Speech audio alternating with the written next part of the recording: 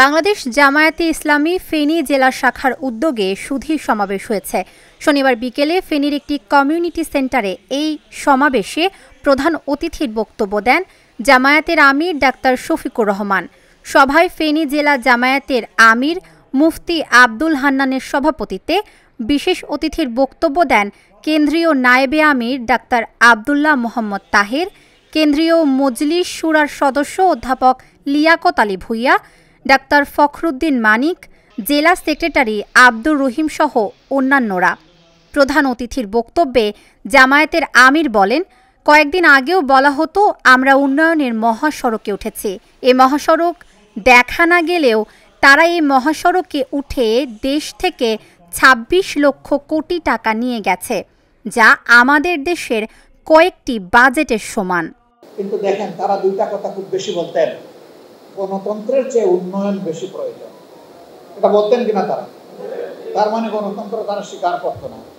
বাস্তবে তারা তিনটা নির্বাচনে দেখিয়ে দিয়েছেন তারা গণতন্ত্র আসলে পছন্দ করেন না। এরপরে তারা একটা কথা বলতেন, বাংলাদেশ এখন উন্নয়নের মহাসড়ক। এটা বলতেন না তারা? আসলে তারা একটা মহাসড়ক তৈরি করেছেন, এটা আপনারা আমরা দেখতে পারবো না। ওই মহাসড়কে গাড়ি চালিয়ে বাংলাদেশ থেকে তারা ২৬ লক্ষ কোটি টাকা বাংলাদেশ থেকে তারা পাচার করেছে। ২৬ লক্ষ কোটি টাকা, যেটা বাংলাদেশের ৫টা বার্ষিক বাজেটের সমান। ১৫.৫ বছরে লুট করেছেন এবং বিদেশে তা পাচার করেছে। এটা বিদেশে পাচারকৃত অর্থের হিসাব, যেটা বাংলাদেশ ব্যাংক মিলিয়েছে। এখন দেশের মাটির তলে কি সম্পদ তারা লুকিয়ে রেখেছেন আল্লাহ ভালো। এগুলা আপনার আমার সম্পদ ভাই। ওই রাস্তার গরিব লোকটা, ওই হকারের, ওই রিক্সা চালক আমার ভাইটার, এটা তাদের সবার সম্পদ। তাদের নামেই উন্নয়ন করতে গিয়ে ১ টাকার কাজের জায়গায় ১০ টাকার বিল তারা সংগ্রহ করেছেন। আপনাদের এটাও তো মনে আছে, পাবনার রূপপুরে একটা বালিশ কিনতে গিয়ে ৭২,০০০ টাকা খরচ হয়েছিল। আপনাদের মনে আছে না? জনগণের প্রশ্ন জাগে, এই বালিশ কি সোনা দিয়ে বানানো হয়েছে নাকি? একটা বালিশের মূল্য ৭২,০০০। আবার পর্দার মূল্য ৪.৫ লক্ষ টাকা।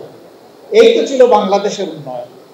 আবার উন্নয়ন করতে গিয়ে বহু জায়গায় যখন মানুষের সন্দেহ হয়েছে, তখন একটু টান দিতেই দেখা গেছে যে সেখানে উন্নয়নের বাস বের হয়ে এসেছে। এক বিতর্কে একবার দেখি এক তার্কিক বলতেছে যে এমন উন্নয়ন আমরা উপহার পেয়েছি, আর যদি কবি বেঁচে থাকতেন তিনি তাহলে তার কবিতা অন্যভাবে বলতেন। বলে সে একটু সময় নীরবতা পালন করেছে।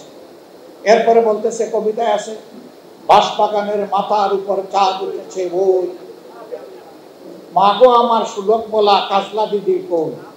কিন্তু যদি কবি বেঁচে থাকতেন আজকে বলতেন, বাঁশবাগানের মাথার উপর চাঁদ উঠেছে ওই, চাঁদের জায়গায় চাঁদ তো আছে, বাঁশগুলো সব কই। এই ছিল বাংলাদেশের বাস্তব চিত্র।